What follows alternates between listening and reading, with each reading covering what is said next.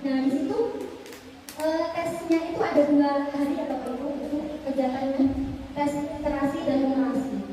Kita tahunya itu mapelnya bahasa sama matematika, padahal beda ya Bapak Ibu. Dan sejak adanya AMDK itu baru gencar-gencarnya pemerintah itu ingin meningkatkan kemampuan atau keterampilan numerasi peserta didik yang ada di Indonesia. Jadi makanya pemerintah itu menganjurkan untuk kita sebagai pendidik agar pembelajaran numerasi itu kita terapkan di kelas kita. Nah, apa itu numerasi? Numerasi adalah kecakapan untuk menggunakan berbagai macam angka dan simbol yang kaya dengan matematika dasar untuk memecahkan masalah praktis dalam berbagai macam konteks kehidupan sehari-hari.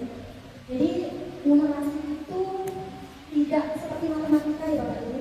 Meskipun numerasi itu menggunakan keterampilan atau kemampuan dasar matematika tapi berbeda. Nah Bapak Ibu pernah tidak membaca kemasan agar-agar instan yang dibikin di rumah? Ibu pernah nggak buat agar-agar di rumah? Pernah ya Bapak Ibu? Nah di baliknya itu, di petunjuk penggunaan itu atau di apa ya?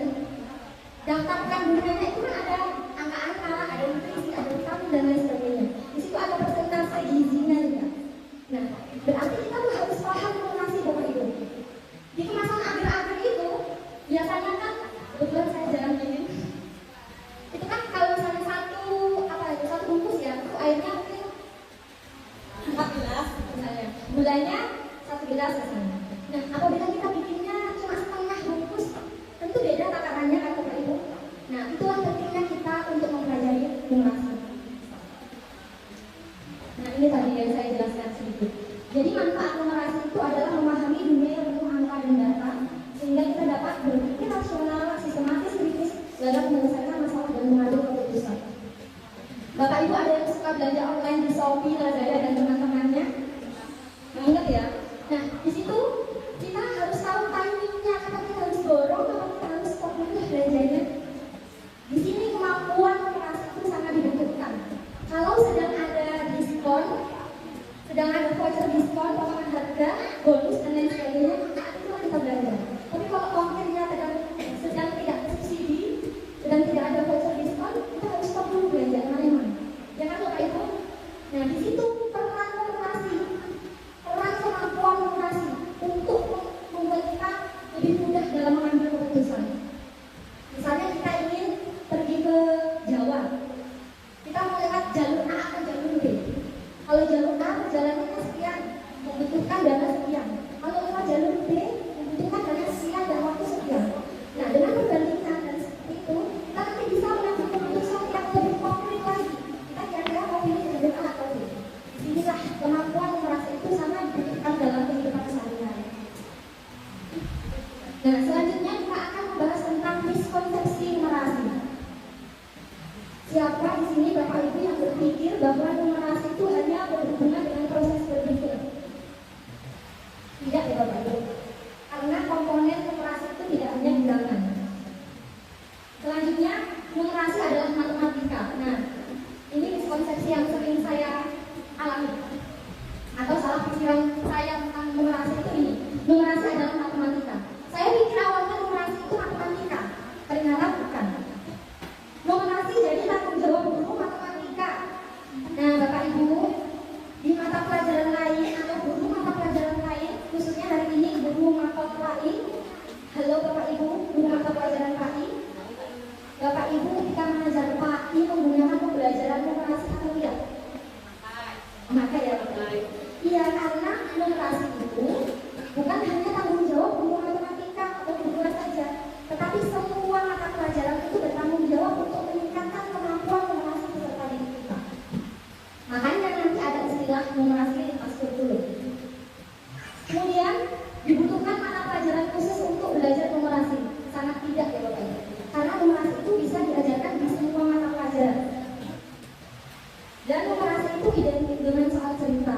Ya. Apakah numerasi sama dengan matematika? Tidak. Tadi saya sudah jelaskan. Meskipun numerasi itu memiliki kompetensi matematika di dalamnya atau komponen matematika di dalamnya, tetapi numerasi itu lebih kompleks lagi. Ini dia komponen numerasi. Mengestimasi dan menghitung dengan bilangan bulat, ada pecahan desimal, persen dan perbandingan, pola dan relasi, penalaran spasial, pengukuran dan informasi statistik. Kalau penalaran spasial, Bapak Ibu tahu? Saya baru cari tahu tadi, nanti kalau misalnya ada yang salah mohon dikoreksi. Jadi penalaran spasial itu adalah kemampuan kita membayangkan atau memvisualisasikan suatu objek dalam pikiran kita. Contohnya seperti ini. Kubus. Kalau ada bacaan kubus, kita bisa membayangkan, oh kubus itu seperti itu. Terus kalau misalnya kubus itu dibelah dua secara diagonal, nanti bentuknya jadi seperti apa? Kalau misalnya dibelah horizontal atau vertikal, bentuknya seperti apa? Kalau kita buka lembaran-lembarannya berbentuk jari-jari, akan bentuknya seperti apa? Nah, itu namanya penalaran spasial. Selanjutnya contoh kegiatan numerasi. Kegiatan numerasi itu banyak sekali dan sering sekali kita temukan di kehidupan kita sehari-hari. Contohnya di sekolah, mengukur tinggi, berat, dan umur peserta didik itu juga termasuk kegiatan numerasi. Membuat gambar denah, miniatur rumah, dan lain sebagainya. Ini yang lebih kompleks lagi, ada membuat penelitian sederhana. Itu juga menggunakan kegiatan numerasi. Selanjutnya ini ada contoh kegiatan numerasi di masyarakat dan di rumah. Kegiatan jual beli itu juga kegiatan numerasi.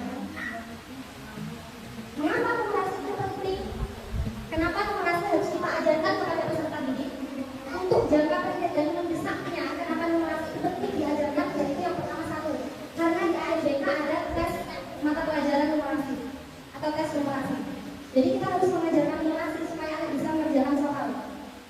Selanjutnya karena dalam kehidupan sehari-hari akan banyak sekali hal-hal yang akan membutuhkan kegiatan numerasi, kemampuan numerasi. Bapak Ibu pernah membaca soal numerasi ASBK? Sulit sekali ya Bapak Ibu. Padahal dulu matematika itu soalnya juga tambah bulat. Kalau enggak, ibu saya membeli tepung 2 kilo, kemudian membeli lagi 2 kilo. Berapa kan jumlah tepung yang dibeli ibu? Hanya seperti itu, ya kan Bapak Ibu? Tapi sekarang lebih kompleks lagi. Makanya kemampuan kita numerasi itu betul-betul harus diajarkan secara sehari-hari. Nah Bapak Ibu, halo Bapak Ibu. Jadi inti pertemuan kita hari ini saya akan membahas 4 daftar ini. Numerasi dalam kurikulum merdeka. Bapak Ibu sudah mengerjakan PMM yang ini, pelatihan dan mandiri yang ini? Sudah? Bulan? Sudah? Ya. Kalau sudah mengerjakan pasti sudah paham betul apa itu numerasi.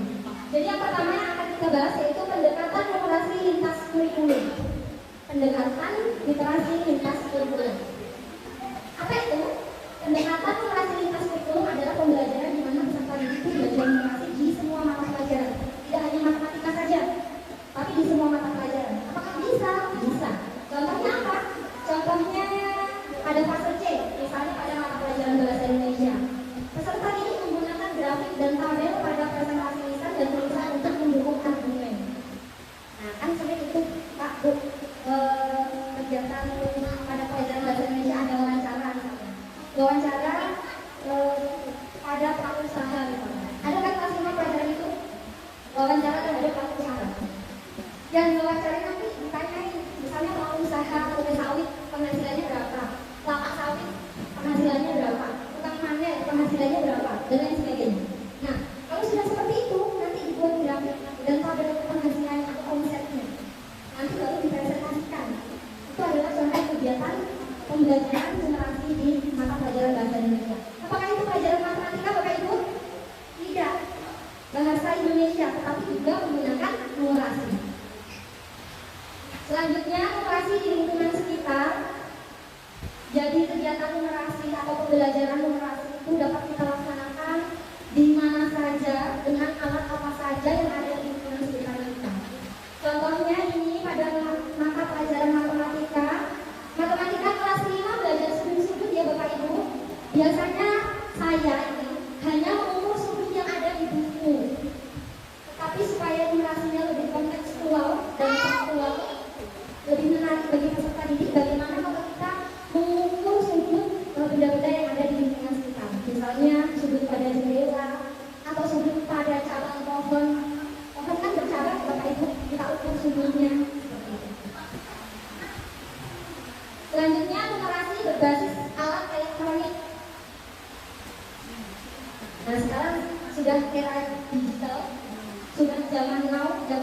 elektronik ya Bapak Ibu. Jadi penggunaan alat elektronik itu juga harus kita kenalkan kepada peserta didik kita. Sekarang ada loh Bapak Ibu alat pengukur panjang, tapi yang bukan meteran kayak aplikasi gitu ada. Alat pengukur sudut, aplikasi pengukur sudut itu juga ada. Bapak Ibu bisa unduh dan install di Play Store. Selanjutnya numerasi berbasis alat non elektronik. Nah kalau tadi alat elektronik, sini alat non elektronik. Misalnya kita mengajarkan tentang KPK dan FPB menggunakan kalender atau permainan lumbungan. Bapak Ibu apa coba ya? Nah lumbungan itu juga bisa untuk mengajar numerasi. Ini permainan berbasis digital kayak numerasi.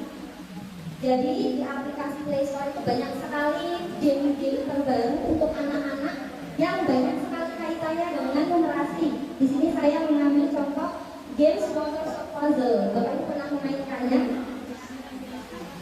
Pernah Bu kuliah? Pernah nggak main itu? Itu yang ngerti warna. Ada tabung atau ember, terus yang warna kuning dikumpulin ke kuning, yang merah dikumpulin ke merah. Nah itu adalah salah satu contoh game yang dapat meningkatkan kemampuan numerasi peserta didik.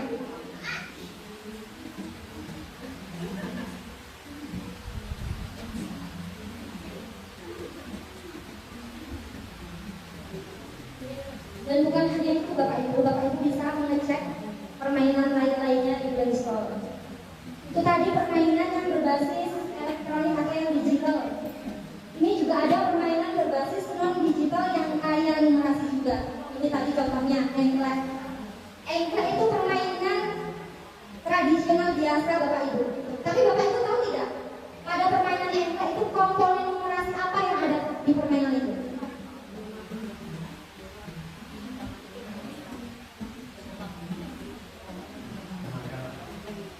Apa Pak Junanto? Apa Pak? Komponen numerasi apa yang ada di permainan engklek? Panjang langkah kalau kita ukur ya Bu. Apalagi? Ada lagi? Apalagi Bapak Ibu? Ada komponen numerasi apa yang ada pada permainan engklek Bapak Ibu? Mengatur keseimbangan berat badan. Ya benar. Keseimbangan ada ya.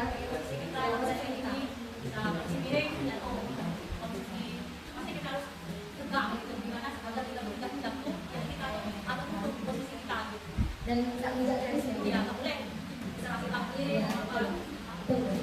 Jadi komponen yang ada pada permainan engklek itu selain yang disebutkan oleh Ibu tadi, yaitu geometri. Ada nggak geometri di permainan engklek Bapak Ibu? Ada bangun datarnya kan Bapak Ibu? Bulan dulu mainnya engklek kita atau engklek gunung? Dua-duanya. Engklek kita ada segi 4, ada persegi. Ya kan Bapak Ibu, kita belajar persegi. Bahkan kita bisa membentuk engklek itu dengan jaring-jaring kubus. Ya kan Bapak Ibu? Kalau permainan engklek gunung atau engklek orang, yang paling ujung itu bulat, lingkaran. Terus ada yang bentuk setengah lingkaran. Mungkin tangannya segitiga atau persegi panjang dan lain sebagainya. Jadi ada komponen